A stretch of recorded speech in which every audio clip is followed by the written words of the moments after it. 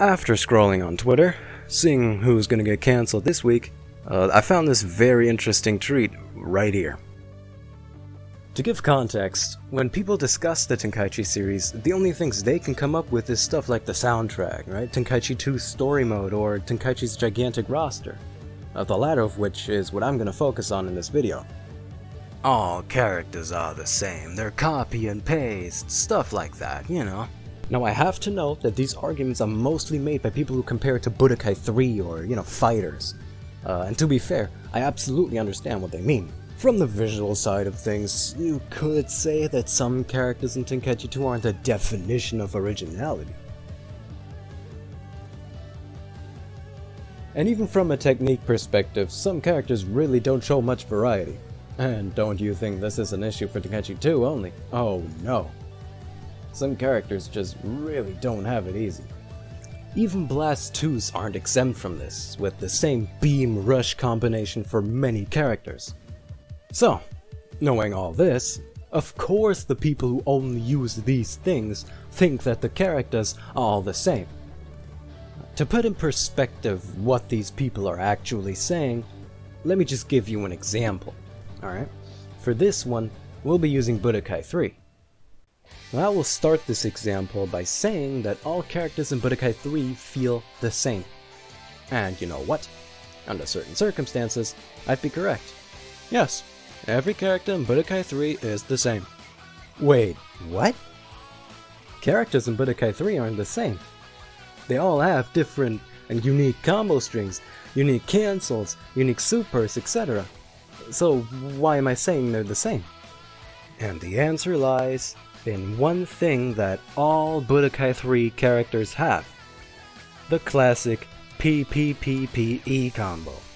Now of course, if all you ever did was use PPPPE with every character until the opponent was dead, you know, the casual way, then yes, all characters in Budokai 3 play the exact same. It's not until you start learning the game, using different combo strings, how to connect those, how cancels work, how to implement those cancels into your combos, juggling, KBMC, and all of that good stuff, then will you understand just how different each and every character really is. But I am getting sidetracked, so let's just get back to our good old Tenkaichi. Here, as I've shown before, there are many instances where you can find similarities between characters, as in they basically have the exact same set of Blast 2s, but there is one thing that has to be said. Most people I've seen commenting about Tenkaichi are just spamming melee attacks and considering themselves the pro of Tenkaichi. It's dumb. I mean, yes, of course, if all you do is spam square or, combos the entire match, guess what? Every character feels the exact same. Because you do the exact same shit with every character. But this is a whole other topic though, so let's just stay on track.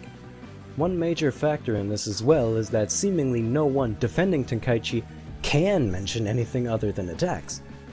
I took the liberty to compile a list of differences a while ago, but I never really talked about it.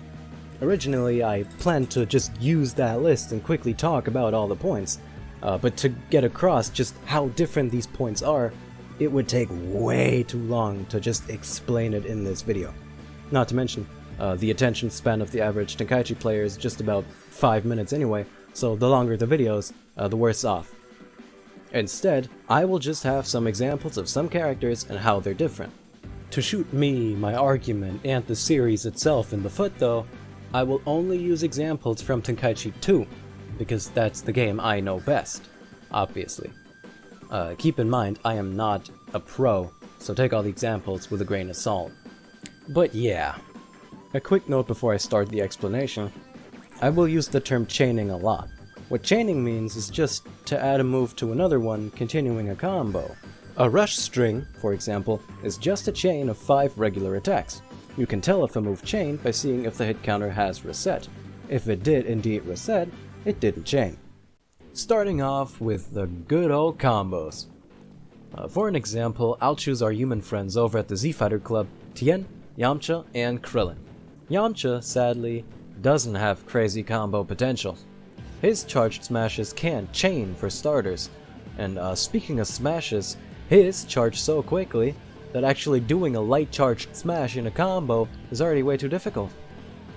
This isn't the only deficit he's got either. His recovery time for cancels is so big, he can't chain them together in a combo at all. It looks a bit different on Tien's side. Tien is a little better when it comes to smashes. His up smash, his down smash, his left smash, and his right smash all chain together. His neutral smash doesn't. However, it does lunge Tien forward, so it can be used for things like flanking. When it comes to cancels, he is, intricate. He can chain together cancels in a combo. However, what attack you should cancel and on what hit in the combo is specific. These two are the only cancels I have found for Tien. The first cancel is on the second hit in the second rush string. The second cancel is on the fourth hit in the third rush string. Then we have our main midget Krillin. Krillin is great when it comes to both of these things. Krillin's right smash, Krillin's left smash, Krillin's up smash, Krillin's down smash, and Krillin's neutral smash all chain together in a combo, which is already better than both Tien and Yamcha. But this isn't all. If timed right, he can also chain together cancels on most of the hits in his combo. I recorded this without knowing anything about his rush strings. Well, look at that. 3 different characters all having completely different strengths. Krillin can be dangerous from the back if your defense is lacking. Tien's cancels aren't the best, but his neutral smash can lead to some really interesting flanks, which he can then follow up with combos incorporating his other smashes. Yamcha is not that good when it comes to melee-based close combat. You know, most people think these characters are generic, with nothing to really distinguish the 3. I mean, just look at their combo moves. They're basically the same. Yet here I am, still showcasing plenty of ways these characters differ in close combat. Not even mentioning those moves. But that's far from all. I've only talked about the close combat. How about we talk range combat? Yes, considering everyone just rushes in close, I don't know if people notice, but you can even shoot Ki Blast by pressing triangle.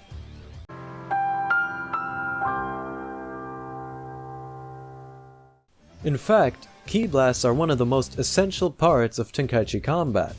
To showcase what I mean, I'll continue my example from before. Now, as I said, Yamcha is not that good in close combat, but that doesn't mean he's utter trash. Nah, his charged Ki Blasts, for example, are interesting. What makes them interesting? Their speed. Yamcha's charged Ki Blasts are slow.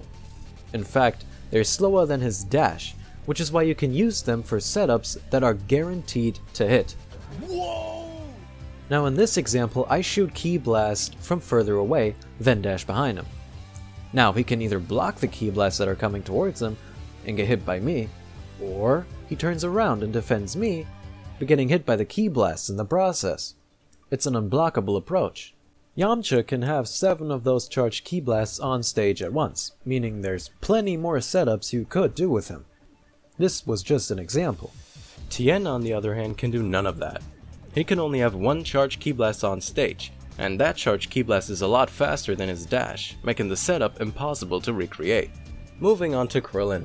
Krillin is a bit more special, as his charged Ki Blast has an effect to it. It's a mini Destructo Disc, and it ignores guard, which makes it perfect to poke holes in someone's defense. Here, Goku's blocking, so he's a Destructo Disc to open him up. This would never work with Tien's nor Yamcha's Ki Blast because they can be easily blocked. Oh yeah, and on a side note, charged Ki Blast can also have a paralyzing effect, like the ones of Mecha Frieza. While paralyzed, the opponent can't do anything, so these Ki Blasts are dangerous and have their own uses and setups. Isn't it crazy how many interesting and, most importantly, different tactics you can use if you don't, do this?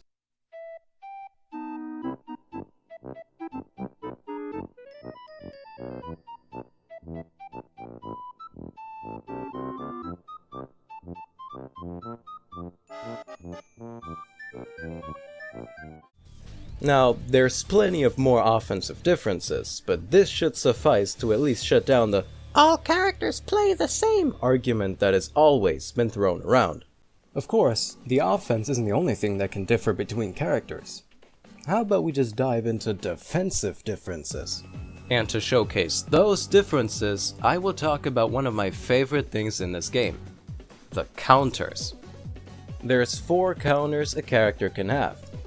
The first is the step counter. It's activated by pressing circle after a side or back step. The next one is the step-in counter. That one's activated by pressing circle after stepping in. Yes, those two are separate.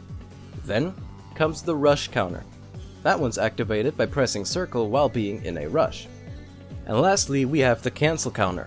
That one's activated by holding the button used to cancel rather than pressing it. With these alone, we already have some differences, because which counters you can use depends on the character you choose.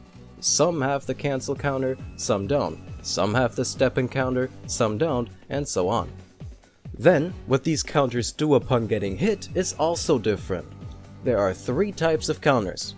The first is the throw counter, which initiates a throw. The second is the smash counter, which smashes the opponent away. And the third is the vanish counter, which teleports the player a few meters back. Which counter has what type differs between all characters, and to showcase this, I'll choose Tien again, and Android 18. Tien has all 4 counters. The rush counter has the smash type. The step counter has the smash type as well. The step-in counter has the vanish type, and the cancel counter has the throw type. Moving on to Android 18. Now, she's obviously an Android character, so her entire key system is already completely different from 90% of the roster, but I digress. She doesn't have a cancel counter, but the other 3 are present. The rush counter has the throw type. The step counter has the throw type as well. The step-in counter has the vanish type. So we can already see quite the difference between those two, but I mean, come on. I bet if you watched a Tenkaichi video, you never saw any counters outside like the Sonic's way for Tenkaichi 3. So I'ma just show a use case of one of these counters, namely 18's step-in counter. If you're defending and get the chance to use a step-in, you can follow up with a counter, flank the opponent, and start a punish. This little punish I'm doing right here ends up being 10,900 damage. Actually, you know what? Let's just use a second example, okay? This time it's Tien, okay? If you get the chance to use Tien's cancel counter, you throw the opponent away, and then you can follow this throw up with a blast too. Well, holy shit! It seems as if even from a defensive standpoint, there are quite a few factors you have to account for when choosing a character. Who would have thought? The game isn't just a senseless button masher. That's insane! The last thing I want to talk about is the tech and movement options of a character. The most obvious difference is, of course, speed. Now, I'm gonna use Buhan to show what I mean. Buhan is pretty fast and can thus escape attacks or even blast 2s way more easily. But on the other hand, we have characters like Supagalik Jr. Those characters aren't so agile. Nah, they're much more sloppy, and at the same speed at Buhan's free wills, they require 2 of them just to get around the opponent. This means, for people like him, blocking might sometimes be smarter than dashing. Oh yeah, and speaking of free wills, the time you initiate a free will depends on the key blast animation of your character. Someone like Vegeta has a very fast key blast animation, so his free will starts up almost immediately.